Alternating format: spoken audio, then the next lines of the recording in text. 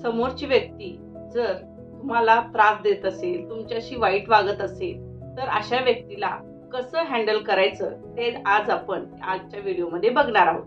नमस्कार, मी अश्विनी. तुम्हा सर्वांचं अश्विनीच्या चॅनलवरती स्वागत करते. सर्वप्रथम त्यांना टाळू नका. होय, टाळून किती टाळणार आहात अशा व्यक्तींना तुम्ही?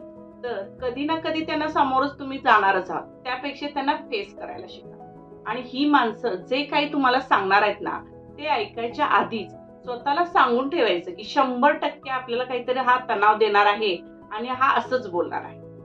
त्यानंतर तो बोलून गेल्यावर स्वतःला जे थोडा वेळ आपण आधी समजावलं होतं ना, ते आठवायचं आणि ते म्हणायचं की वाटलंच होतं मला की मला हा तो असं बोलणारच आहे आणि तो काहीतरी असं बोलेलच.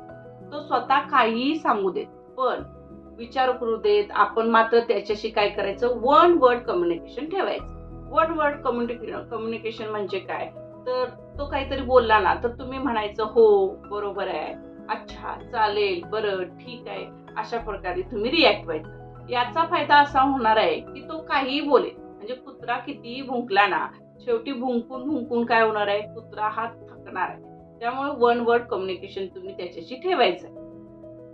ती व्यक्ती जे काही तुम्हाला सांगणार आहे तिथं क्युरिओसिटी अजिबात तुम्ही दाखवायची नाही. आपण ना ऐकण्यामध्ये त्याचा इंटरेस्ट जर दाखवला तर काय होतं, अजून ती व्यक्ती बोलायला लागते. म्हणून आपण काय करायचं, इंटरेस्ट दाखवायचाच नाहीये आणि त्यामुळे ऑटोमॅटिक काय होणार आहे, त्याचा बोलणं आपल्याशी कमी होणार आहे. आणि स्वतःहून कुठलीही गोष्ट या लोकांबरोबर तुम्ही शेअर करायची नाहीये. त्यामुळे काय होणार आहे, आज आपल्या जवळ ती व्यक्ती येते आणि आपल्या जवळची असं आपल्याला दाखवून देते, पण वेळ आल्यावर काय होतं, 100% ती व्यक्ती काय होते, त्याचा गैरफायदा घेत असते. आणखी नाही, आपल्या जवळच्या माणसांबद्दल तर चुकूनही त्या व्यक्तीजवळ तुम्ही बोलायचं नाही. कारण आपलीच माणसं आपल्या विरोधात जायला लागतात आणि मग त्यांना ते खूप छान प्रकारे जमतं. आपण आपल्या एखाद्या व्यक्तीशी आपलं पटत नसेल तर त्याबद्दलही तुम्ही त्यांच्याशी बोलायचं नाही. म्हणजे त्यांना वेगळा असा टॉपिकच आपल्याबद्दलचा त्यांना बोलायला मिळणार नाही. अशा व्यक्तींशी तुम्ही कधीही नजर चुकवून बोलायचं नाही.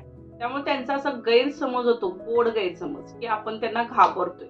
पण हे त्यांना कुठं माहितीये की आपले डोळे त्यांचा तिरस्कार करत आहेत म्हणून आपण बघत नाही. ही माणसं आपल्याबरोबर ज्यावेळी बोलतात ना, त्यावेळी आपण समजायचं की त्यांनी काहीतरी जोक सांगितलाय आणि असं ऐकलं, जोकच ऐकल्यासारखं आपण दाखवायचं. मग जरी तुम्हाला त्या गोष्टीचं टेन्शन आलं तरी तुम्ही असंच रिॲक्ट व्हायचं. ही लोक आपल्या जवळ ज्यावेळी येतात त्यावेळी ती टार्गेट घेऊन येतात की एनी हाऊ आपली मनस्थिती त्यांना बिघडवायची असते, आपल्याला त्रास द्यायचा असतो. मग त्यावेळेस त्यांना त्यांच्या गोष्टी ऐकत बसण्यापेक्षा आपल्याला काही महत्वाची कामं आहेत हे त्यांना आपण दाखवायचं आहे. त्यामुळे काय होईल, ती व्यक्ती आपोआपच आपल्याशी जे काही बोलणार आहे ते आपण त्याच्यामध्ये खंड पाडणार.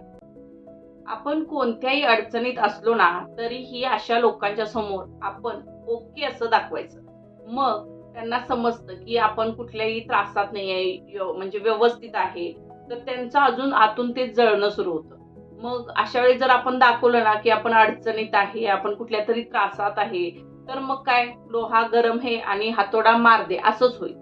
त्यामुळे आपण रिॲक्ट असं व्हायचं की आपल्याला कुठलाही त्रास नाही आणि आपण नेहमी आनंदात आहोत. या लोकांशी आपला आनंद, यश कधी सुद्धा तुम्ही शेअर करायचा नाही.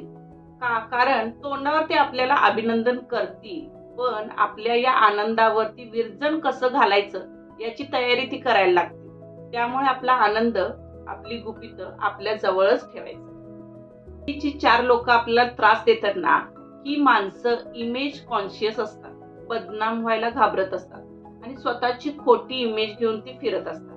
तेव्हा आपण काय करायचं, जर 4 लोकांमध्ये मुद्दामूनच त्या लोकांच्या बद्दल चांगलं म्हणायचं.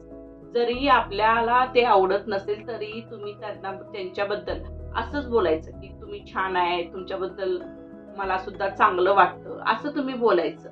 मग त्यांना काय होतं, आपल्याबद्दल वाईट आपण बोलायला ज्या ठिकाणी कमी उरतो ना, त्यावेळी त्यांना मग ते चांगलं वाटायला लागतं ना, आपल्याबद्दलचे त्याचे विचार सुद्धा चांगले व्हायला लागतात. त्यामुळं आपण त्यांच्याबद्दल काय करायचं, कौतुकच करायचं, भले ती खोटी का असेना. आणि सर्वात महत्वाचं म्हणजे मित्रांनो, अशा लोकांकडून तुम्ही चुकूनही आर्थिक मदत घ्यायची नाही. त्यामुळे काय होतं, त्यांना पॉइंट मिळत नाही. टॉलरेट करण्यासाठी. तर तुम्ही अशा व्यक्तींपासून जे आपल्याला त्रास देतात, आपल्याबद्दल वाईट बोलतात, वाईट विचार करतात, अशा व्यक्तींपासून तुम्ही लांब तर राहायचंच आहे. पण कधीही आर्थिक व्यवहारामध्ये तुम्ही अडकायचं नाही, जेणेकरून त्यांना संधी मिळणार नाही तुम्हाला टॉलरेट करण्याची. जीवनामध्ये असे त्रास देणारे, आपल्याला वाईट साईड बोलणारे, आपल्याबद्दल वाईट विचार करणारे लोक बरेच असतात. पण आपला दृष्टिकोन आपण नेहमी पॉझिटिव्ह ठेवायचा मित्रांनो. आणि अशा व्यक्तींपासून आपण कसं दूर जाणार आहोत ते मी आता तुम्हाला या व्हिडिओमध्ये सांगितलेलंच आहे. जर अशा काही व्यक्ती तुमच्या आयुष्यात असतील तर मी सांगितलेल्या टिप्स तुम्ही नक्की फॉलो करा. आणि अशा नवनवीन व्हिडिओसाठी माझ्या चॅनलला म्हणजे अश्विनीच्या चॅनलला नक्की सबस्क्राईब करा. आणि आजचा व्हिडिओ तुम्हाला कसा वाटला कमेंट करून मला नक्की सांगा. तोपर्यंत धन्यवाद.